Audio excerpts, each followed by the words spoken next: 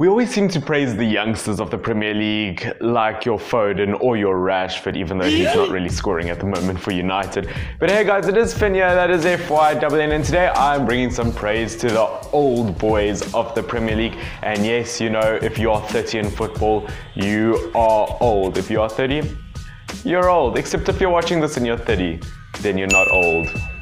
You're old. Now, of course, I mean, I just want to do this video just to say some experience, just to bring some experience and say how good some of the old 30-year-old Premier League players actually are, and just a comparison, just to say, well, could they win the Premier League if this was a team? I mean, I definitely think so. Now, of course, I had to search, find lots of these online. Of course, not all of them are going to be in this list, not all the over 30-year-olds in the Premier League, but yeah, just some of them, and let's get straight into it. I'm gonna take my horse to the old town road. Goalkeeper Hugo Lloris. Yeah, Hugo Lloris kind of showed in the World Cup final that he had the technical ability of a brick with sunglasses. Guys, Hugo Lloris has just made the biggest mistake versus Southampton. He's literally the biggest slice of soggy toast in the world. But it doesn't detract away from the fact that he is an amazing goalkeeper for what he has done to Spurs. I mean, he's been Spurs' #1 goalkeeper for years and years and years. Yeah, he's not going to win anything at Spurs. No one's going to win anything at Spurs. Look what I got. I got a jar of dirt. I got a jar of dirt. I mean, it's a harsh reality, but it does seem to be true at this moment. I mean, they just lost to a 4th division team, I believe, in the Carabao Cup, which is absolutely dreadful. But yeah, Hugo Lloris, I mean, a World Cup winning captain with France, I mean, that's an achievement that many will never achieve. Yeah, I mean, it's a very rare achievement. Of course, only happens one person every 4 years will be the captain of a World Cup winning team.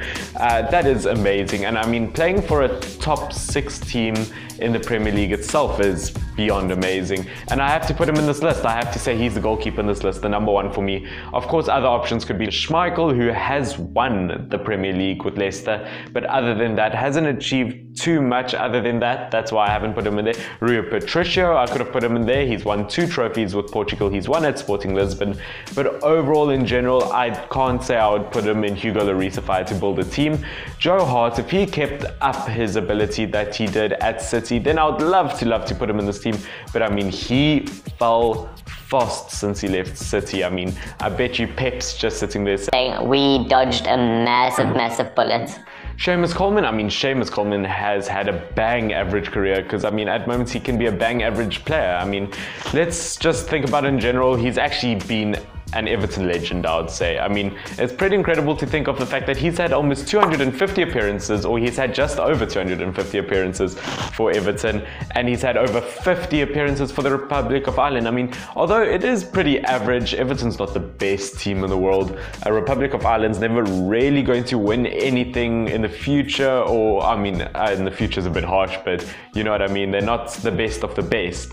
It's still incredible to think about the fact that he has got those stats. I think it's something to be super proud of, the Everton captain. At the end of the day, I think he definitely deserves to be in this team of over 30-year-olds. Jan Vertonghen, once again, take what he can get at Spurs. It's very hard to win anything at Spurs, but I mean, it's a huge achievement in itself that he is Belgium's all-time leading appearance maker, more appearances than anyone ever for Belgium. I mean, that is absolutely incredible. Yeah, 3rd place in the World Cup. That is not a bad achievement at all. Yeah, he's slowed down a tiny bit. I mean, I don't think he's going to win a foot race with anyone at the moment in the Premier League, but I think he can be very proud of his career, obviously from Ajax, does well at Spurs. David Luiz seems to win anything everywhere he goes. I mean, the 32-year-old now, I mean, he's won, as I said, absolutely everything. At Benfica, he won stuff. Brazil, he won stuff. PSG, he won stuff. Chelsea, both times he's been at Chelsea, he's won stuff. Yeah, but he's at Arsenal now, and I mean, I guess time of winning stuff is over. Oh, wow, I'm going to be so slaughtered if Manchester United ends up losing to Arsenal. That is... wow, that better not happen. Oof. Leighton Baines is next. Leighton Baines has had the longest career at Everton. I cannot not put him in this list. I was almost considering putting Alderweireld in the place of Vertonghen and moving Vertonghen to the left back side just to do that. I mean, I'm not saying that that's a bad idea. I'm just saying I'd rather play everyone in their just normal playing positions, although Vertonghen can play on the left back side. That's not what he's known for. Leighton Baines is known for that. I mean, Leighton Baines has been there for years at Everton. I mean, he's seen all of the greats there at Everton. He saw Pienaar, he saw Howard, even the likes of Fellaini. Wow. But jokes aside, he's been there since 2007. He's been there since the year after that when they were runners-up in the FA Cup final. Definitely an Everton legend.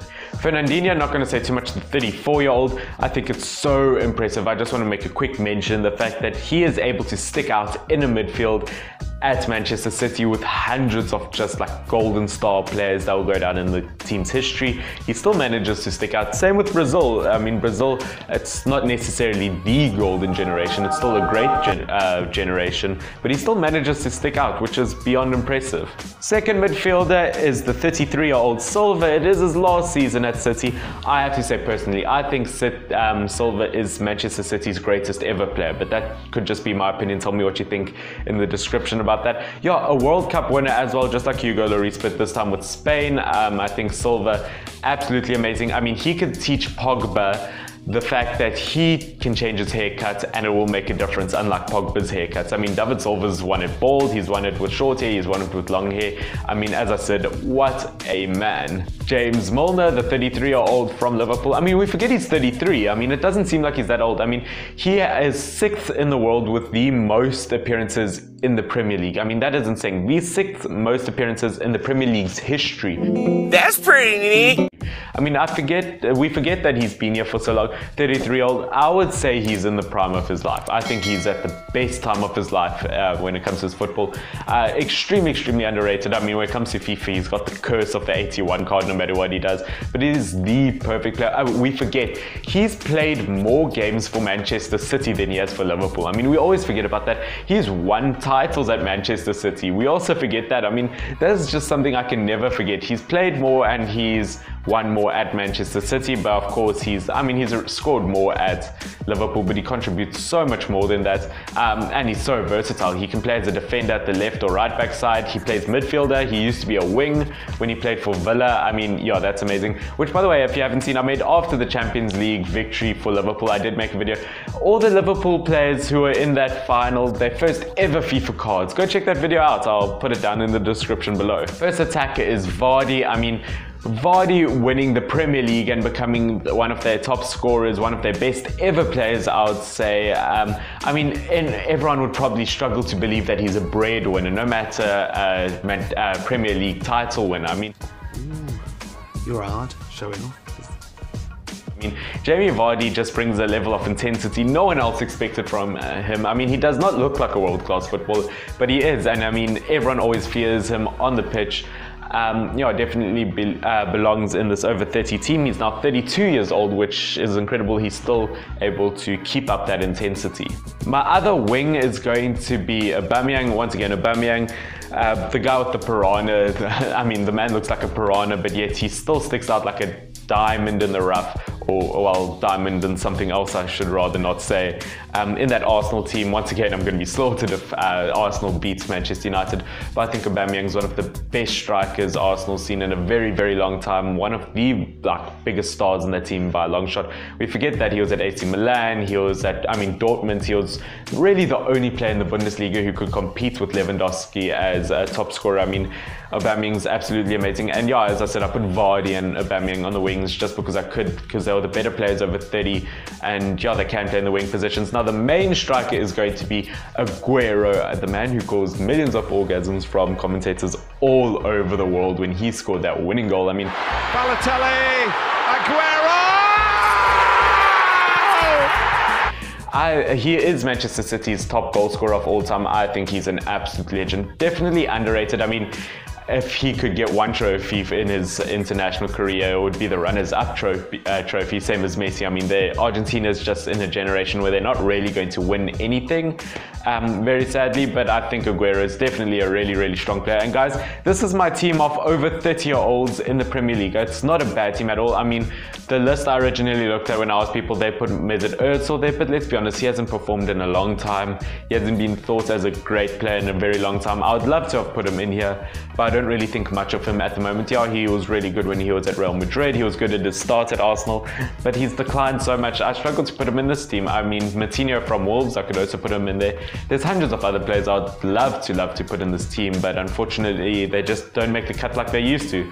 Now, guys, of course, as I said, I'd love it if you guys could subscribe, support this channel, and I'll make more videos.